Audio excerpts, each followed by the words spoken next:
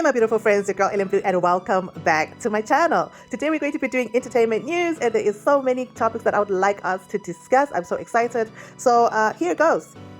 If you're here for the first time, please like this channel, like this video, subscribe, share, and press the notification button so that you don't miss out on any new content as it comes out. I've got a couple of topics that I would like us to discuss. The first one being the Grammys gaslighting Nicki Minaj, Wendy Williams leaving rehab, Lado unfollowing Ice Spice, the Brat and Funky Dineva calling out the Grammys, Kanye getting sued by George Floyd's family, Bobby Brown claiming that Whitney Houston cheated on him with Tupac, Jason Lee versus Amon Wiggins, and Ben Shapiro on Cardi B. So the last video that we did, I spoke about Nicki Minaj's song Super Freaky Girl being moved from the hip-hop category to the pop category, and you know, the unfairness of the whole situation and all the drama that came as a result of that.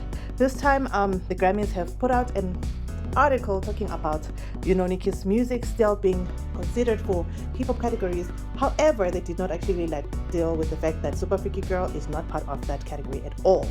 So Nicki Minaj had expressed discontent on her live when she spoke to Mac, and I would like you guys to check it out with me. Instead of the Grammys coming out and simply saying, we're not going to change our decision because we honestly don't get it, they said, well, we're not going to respond to why we moved Super Freaky Girl into a pop category. We're just going to tell all the black people in the hip-hop culture that, well, Nicki is nominated in the rap category. She's nominated in the rap category, so do we have a problem? She's nominated in the rap category for Blick Blick. By the way, these are not nominations, y'all. So this is another way that they're gaslighting y'all. These are not nominations.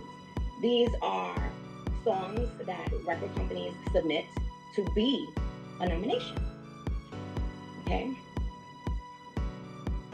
I was talking about Super Freaky Girl, yet the Grammys have not responded about Super Freaky Girl. They've only gaslit y'all into directing your attention to, do we have a problem?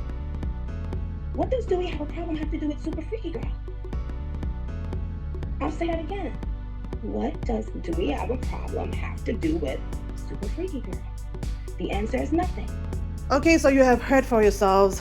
Yes, the Grammys are saying that Nicki Minaj is in fact nominated for, you know, the hip-hop category, but it's for different songs which are Blick Blick and to have a problem.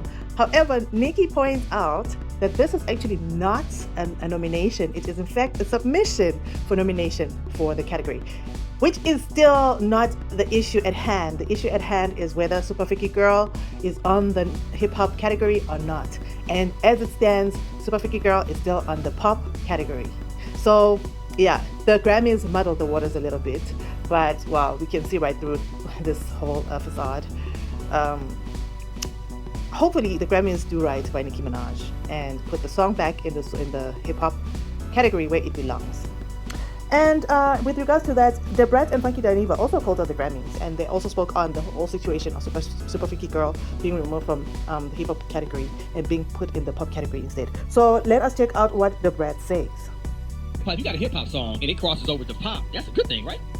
That's a good thing, but that's not a good thing when you're in a category that you can win more likely. Like if you're in the rap hip hop category with that and Big Energy and other rap songs, then there's a possibility, there's more of a likeliness that you will win. But if you go over to pop, where there is Justin Bieber, Bruno Mars, all of them are in that same category. You know, it's just like, okay, then she's less likely to win in that category because you got what's the white boy with the tats all on his face who sings Harlow, Post Malone, and you got people like that all in this category. So it makes it less likely for Nicki to win because they put it over there. So it's really not fair to put it in pop because it's not a pop record. She rapped on the whole song. She's right. She has a point. So, you know, it could be something going on with the Grammys. You know, the Grammys don't always do us right. So there's really no telling. Right now to call out the industry, I definitely think the industry is conspiring against Nicki. We cannot deny the fact that Cardi B was a robot built by the industry to come up against Nicki Minaj because the powers that be were tired of her reigning for over a decade. And we can also look at them moving her songs as strategy to make sure she doesn't win. They're obviously trying to give Lotto that Grammy. Nicki Minaj's song is not going to win in the pop category up against Adele. It's just not going to win. So you can see the conspiracy.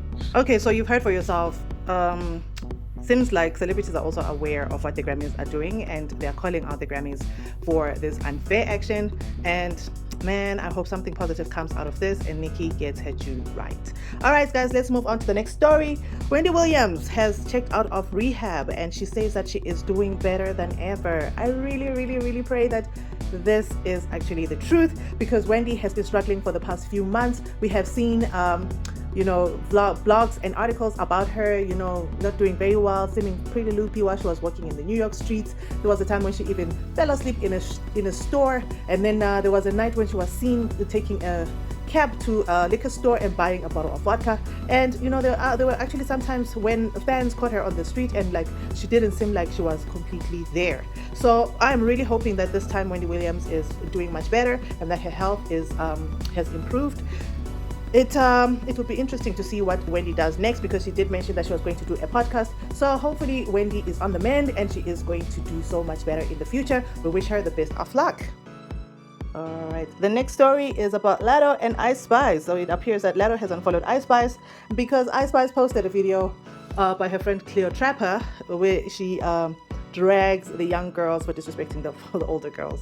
So obviously Latto saw that as a dig towards her and she did not take a liking to that, and she decided to unfollow Ice Spice. So let's check out the video by Cleo Trapper. When the young girlies come for the old girlies, I don't like that.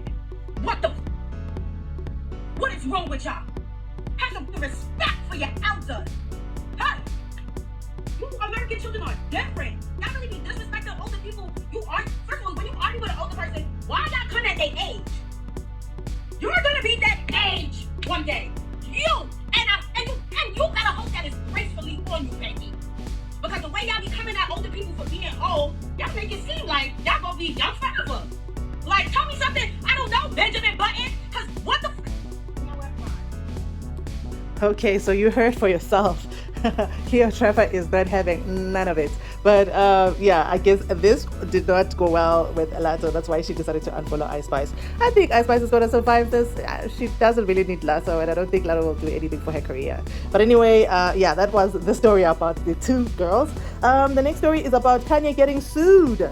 According to the news release obtained by the Times on Tuesday, Roxy Washington, the mother of Floyd's daughter, will sue Kanye West's legal name Ye for harassment, misappropriation, defamation, and infliction of emotional distress. The lawsuit comes just days after the Donda rapper made disparaging comments about the 2020 death of Floyd when Minneapolis police officer Derek Chauvin pinned him to the ground for nearly 9.5 minutes.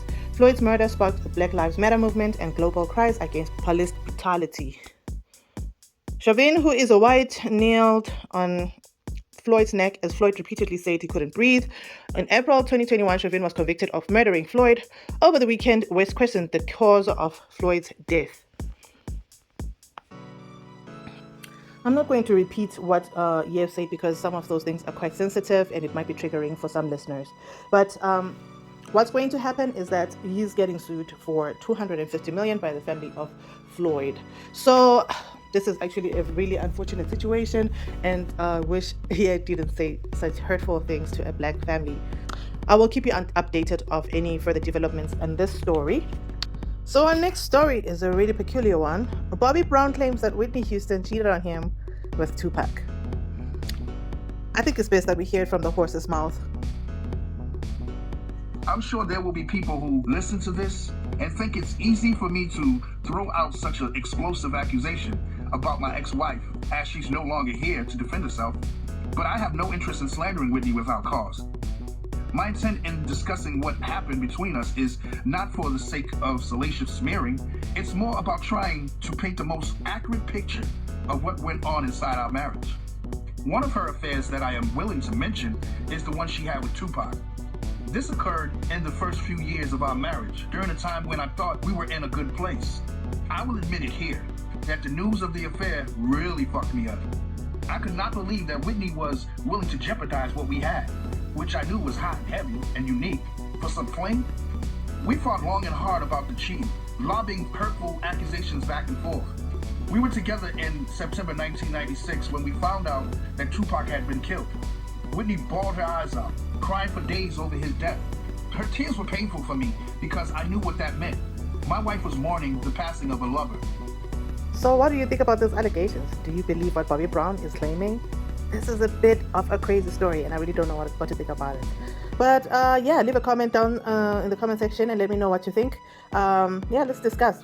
All right, so our next story is about the drama between Jason Lee and Arman Wiggins. So this is what Jason Lee tweeted. I will continue to tweet, do my shows, do my job, and I'll always post random thoughts, comments, names, and posts. And please don't ever let that make you believe I'm talking about you. If it don't apply, let it fly. But if you are a roach, then you will catch it, lol. Social media has made people monsters, and this is not a sub. This is for everybody. I don't sub people. If I ever had anything to say to anybody, I have said it. I do shake the cereal boxes from time to time to see what roaches fall out. This sounds a little bit colorist because Cardi B has called dark-skinned women roaches before, so I think Jason Lee is just following in that narrative. This is a little bit of a slippery slope, Jason. You don't need to go down that way. But anyway, Arman Wiggins responded to this, and this is what he said. He gonna tell me I need to watch out for Cardi B and not support her because I'm posting her too much. I only need to be posting her if she paying me. And then he gonna say he regret going so hard on Nicki Minaj for Cardi B because Cardi B don't give nothing back. So, as you heard, Arman is claiming that Jason Lee told him not to post Cardi B too much unless she's paying him, and that he feels bad for going so hard against Nicki Minaj because Cardi B did not reciprocate. So, from that statement, I am deducing that Jason Lee was saying that Cardi B pays bloggers to post about her and to fight against Nicki Minaj. I mean, like, that's what I could take from that. But tell me what you think. Do you think that there is some truth to that, or maybe Arman Wiggins is just making it all up, or maybe we're misunderstanding him? All right, the next story is about Ben Shapiro and Matt Walsh talking about how Cardi B belongs in prison. So these two gentlemen were talking about how the media coddles Cardi B and how she is not being held accountable for things that she does and says. So this is what they had to say. The thing that really struck me in the exchange that you were having with Cardi B is the way that the media just allowed her to get away with everything. Yes. I mean, she literally just took tweets that were made up out of whole cloth and then threw those at you. And the headlines were spat between Cardi B and Candace. Now, if you'd made up something as ridiculous as she made up about you and then put it out there, and then she had threatened to sue you, we all know what the headline would have been, but you're not on the proper side of the political aisle, and she is on the proper side. Cardi B has confessed to drugging and robbing men. Yeah. When you talk about what the media will let her get away with, can you imagine any basically, forget any human. Right, any human. She should be in prison. She should right now be in prison until like the year 2050 based on the crimes that she confessed to. And, we're obviously not into cancel culture around here, but there's a big difference between if she said something offensive, like an offensive tweet 10 years ago, and confessing to violent crimes against other human beings. She's just like, that's what I had to do. I throw that. Totally. I say we should cancel criminals. Yeah. Let's start that hashtag. As you heard, Ben Shapiro brings up some interesting points, like, for example, if somebody else committed the same crimes or admitted to committing violent crimes against other people, they'll probably be in jail by now. However, Cardi B is being allowed to get away with it. And it is quite interesting that, celebrities seem to have a certain immunity from the law while others actually don't. I mean, we've seen what happened with Young Thug and Gunna, and their music being used as a testimony against them. So it is it's quite an interesting situation here. What do you think about this? Do you think that Cardi B is being coddled by the media, or do you think that whatever she does on social media is not that deep and people are just overreacting? So this is the end of our show. I hope you guys enjoyed it. Please let me know what your thoughts are about the stories that I shared with you. For example, what do you think about the Grammys gaslighting Nicki Minaj, and Lato unfollowing Ice Spice, Wendy leaving rehab, Kanye getting sued, Bobby Brown claiming Whitney cheated on him, Jason Lee and Arman Wiggins fighting, and Ben Shapiro talking about Cardi B belonging in jail. Please, guys, let's discuss. Let me know what you think in the comment section. Remember to subscribe, like this video, and share. And also remember to click on that notification button so that you don't miss out on any new content as it comes out. Thank you so much for hanging out with me, you guys. I love you so much. Have a wonderful day. Bye.